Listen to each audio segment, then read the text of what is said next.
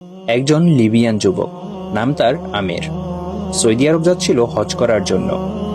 যেই মাত্র সে এয়ারপোর্টে পৌঁছালো, তার নাম নিয়ে নিরাপত্তা সংক্রান্ত একটি সমস্যা দেখা দিল।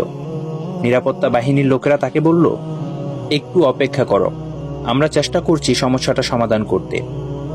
এই সময়ে অন্য সব হাজিরা তাদের প্রক্রিয়া শেষ করে প্লেনে উঠে পড়ল, আর প্লেনের দরজা বন্ধ হয়ে গেল। কিছুক্ষণ পর সমস্যা ঠিক হয়, কিন্তু পাইলট দরজা খুলতে রাজি হলো না। প্লেন চলতে শুরু করলো এবং আমেরকে ফেলে রেখে উঠে গেল।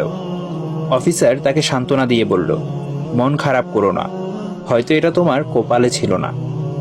কিন্তু আমেরের ছিল অটল বিশ্বাস। সে উত্তর দিল, আমার নিয়ত হজে, ইনশাআল্লাহ আমি হজে যাবই। হঠাৎ খবর এলো, প্লেনটিতে যান্ত্রিক সমস্যা হয়েছে এবং তা ফিরে আসছে। প্লেন ফিরে এলো, মেরামত করা হলো, কিন্তু তাও পাইলট আমেরের জন্য দরজা খুলতে রাজি হলো না। অফিসার আবার বলল, হয়তো তোমার ভাগ্যে নেই। কিন্তু আমের ছিল ধীর প্রতিজ্ঞ, স্থির ও ধীরচেতা। সে বলল, আমার নিয়ত হজের, ইনশাল্লাহ আমি হজে যাবই। প্লেন আবার উড়ে গেল। কিছুক্ষণ পর আরেকটি খবর এলো, প্লেনে আবারও সমস্যা হয়েছে।